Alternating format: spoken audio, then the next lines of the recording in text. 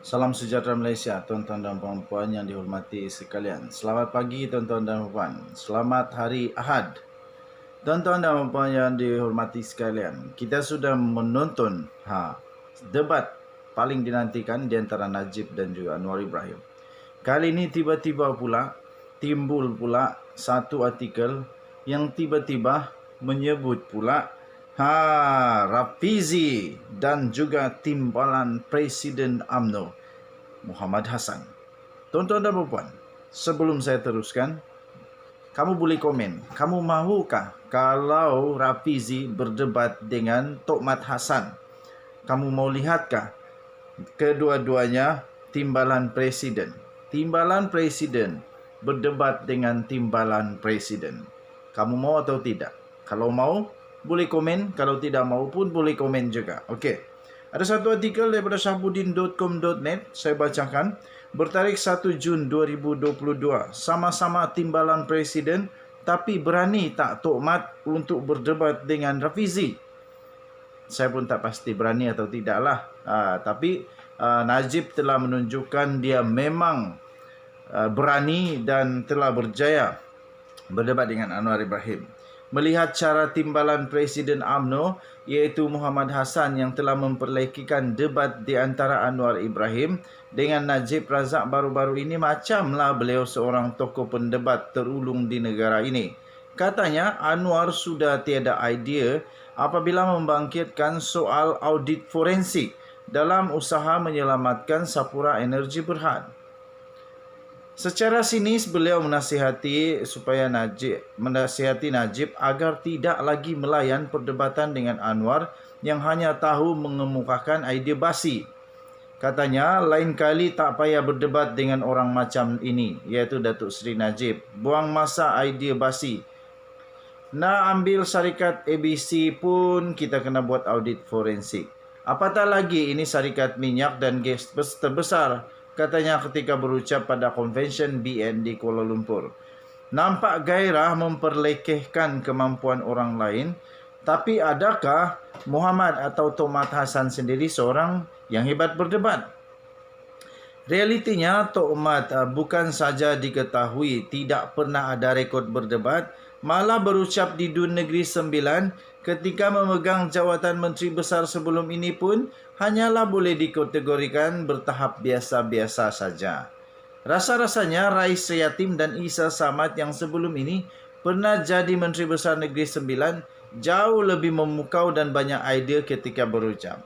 Lebih daripada itu, Tokmat Hassan juga adalah pencipta sejarah di Negeri Sembilan kerana berjaya membawa UMNO dan BN jatuh ke tangan PH ketika era pemerintahannya.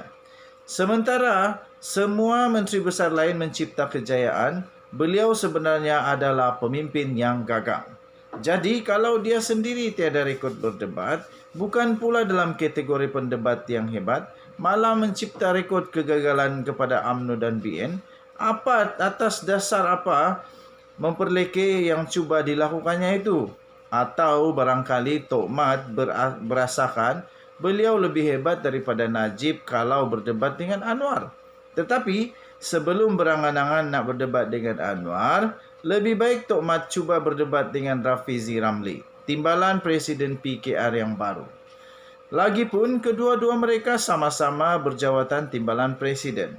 Rasanya amat sangat sesuai dan padanlah kalau digandingkan di atas perdebatan tersebut untuk berada di atas pentas dan berdebat. Apa macam Tokmat? Ada berani tak? Ditulis oleh Syahbudin Husin 1 Jun 2022, telah diterbitkan di syahbudin.com.net. Tuan-tuan dan puan-puan yang dihormati sekalian, Denyut Nadi, suara rakyat bergema di channel ini. Kamu setujukah kalau Tokmat Hassan, timbalan Presiden UMNO, berdepan dengan Rafizi Ramli, timbalan Presiden PKR untuk berdebat, mengeluarkan idea-idea dan seterusnya, mengangkat martabat negara Malaysia sekali lagi. Kita jumpa lagi. Selamat pagi Malaysia. Bye-bye. Salam sejahtera Malaysia sekali lagi. Bersama-sama dengan saya di channel ini, kita bongkar, jangan tak bongkar, bongkar sampai terlonde-londe. Itu Nazilin Unity punya tagline. Nazilin Unity dengan channel saya tak sama ya. Okey. So channel saya ada Twin TV. Kami memang kembar.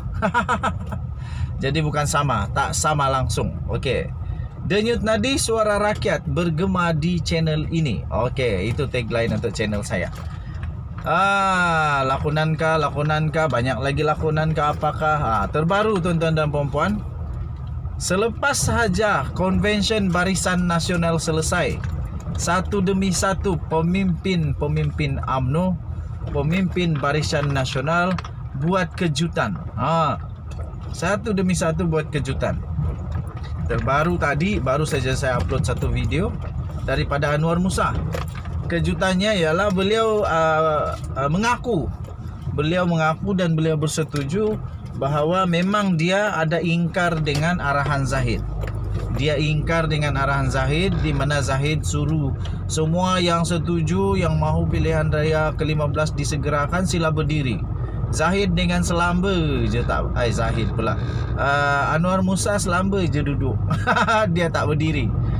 Bukan dia tak setuju untuk disegerakan, tetapi dia mahu supaya kalau nak buat PRU 15 mesti betul-betul sudah sedia Barisan Nasional untuk menghadapinya. Biar menang betul-betul. Nanti sekarang ingat nak menang, rupanya kalah. Terbaru tuan-tuan dan puan-puan, daripada Syahidan Kasim pula. Syahidan Kasim 2 Jun 2022, diterbitkan 7.44 minit malam di malaysiakini.com. Tajuknya PRU awal 2 titik. PRU awal 2 titik. Syahidan kata akur bersatu anggap ada agenda. Syahidan kata akur bersatu anggap ada agenda. Menteri Wilayah Persekutuan iaitu Syahidan Kasim berkata dia tidak ada masalah untuk akur sekiranya Perdana Menteri Malaysia iaitu Datuk Seri Ismail Sabri Yaakob mahu mengadakan pilihan raya umum PRU 15 dalam kadar yang segera. Walau bagaimanapun tuan-tuan dan puan-puan, Ismail Sabri Yaakob hanya boleh menasihatkan Seri Paduka Baginda yang di Pertuan Agong.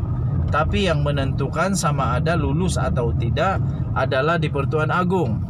Okey, so tuan-tuan dan puan-puan yang dihormati sekalian, segala-galanya bergantung kepada yang di Pertuan Agong. Okey, tuan-tuan dan puan-puan, apa yang terjadi? Kenapa? Apa sebenarnya yang dikata oleh Syahidan Kasim? Mari kita kongsi bersama-sama. Pun begitu, Syahidan berkata Barisan Nasional harus memahami dengan jelas akan makna telah bersedia, seperti yang dijadikan prasyarat untuk mengadakan PRU. Betul. Sudah sedia kah belum? Nanti sekarang sibuk di mahkamah, sibuk pula pergi berkempen. Nanti sekarang tunda lagi mahkamah. Mungkin itulah maksud Syahidan Kasim dan beberapa pemimpin dalam UMNO yang berkata betulkah sudah bersedia. Katanya lagi, ungkapan telah bersedia itu bermakna Barisan Nasional memang yakin memasuki gelanggang PRU. Gelanggang PRU untuk mencipta kemenangan.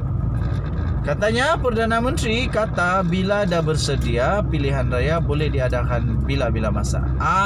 Itulah dia. Bila dah bersedia. Aku dah kata Perdana Menteri kita Datuk Seri Ismail Sabri Yaakob bijak orangnya. Dia akan buat bila bersedia sahaja. Belum bersedia tak payah. Inilah seorang pemimpin yang bijak. Okey. Tuan-tuan dan puan-puan, kata Syahidan Kasim lagi, Perdana Menteri dah beritahu dia tidak akan menangguh. Perdana Menteri dah kata dia tidak akan menangguh pilihan raya walaupun sekejap kalau kita dah bersedia untuk menghadapi pilihan raya. Betul lah. Kalau dah bersedia, nak buat apa tangguh. Tapi bersedia itu dalam erti kata yang besar kot. Bukan hanya sekadar cakap-cakap kosong.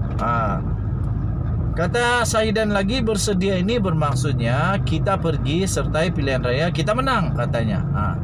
Betul lah. Kalau tak menang, kalau tak yakin boleh menang, kenapa nak pergi bertanding? Ya tak? Katanya lagi, saya tiada masalah untuk mematuhi keputusan yang dibuat. Katanya sebagai mengulas gesaan pada Convention BN supaya PRU ke-15 diadakan dengan segera. Okey. Semalam tuan-tuan dan puan-puan, peserta di Convention Barisan Nasional terus bangun dan bersorak apabila pengerusi gabungan itu, iaitu Ahmad Zahid Hamidi, melontarkan pertanyaan, siapa yang mahukan PRU 15 diadakan tahun ini, katanya. Jadi semua pun berdiri dengan semangat. Okey. So, gesaan itu dilontarkan di hadapan Perdana Menteri Ismail Sabri Yaakob dalam satu acara yang berlangsung di Kuala Lumpur itu. Katanya dalam ucapan itu, siapa mahu PRU tahun ini? Siapa mahu PRU dalam masa terdekat? Bangun, kata Zahid Hamidi. Dan itu disambut dengan sorakan oleh peserta Convention Barisan Nasional. Bagaimanapun, Malaysia kini telah melaporkan bahawa Menteri Komunikasi dan Multimedia yang juga bekas Setiausaha Agung Barisan Nasional, iaitu Anwar Musa, tetap berada di tempat duduknya. Dia tak berdiri.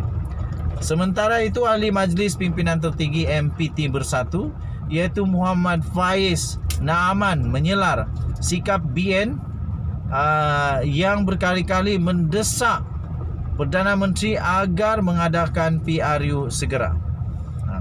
Jelasnya, pimpinan BN bagaikan terdesak mengejar PRU pada tahun ini bagi menamatkan kes mahkamah yang dihadapi individu tertentu, kata pemimpin Bersatu itu. Itulah yang selalu disebut-sebutlah. Kepimpinan BN dilihat angkuh, katanya, dan tergesa-gesa dalam soal ini, seolah-olah sedang dikejar suatu tarik, ada sesuatu yang sedang dikejar satu tarik dalam tahun ini, katanya. Adakah ianya kerana tarik tamatnya segala proses mahkamah individu tertentu, katanya dalam kenyataan itu. Okey.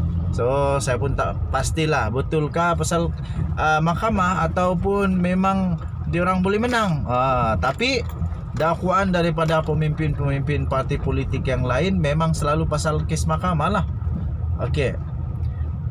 Katanya lagi, BN, bukan hanya BN saja parti politik atau pihak yang mewakili segmen masyarakat dalam negara ini.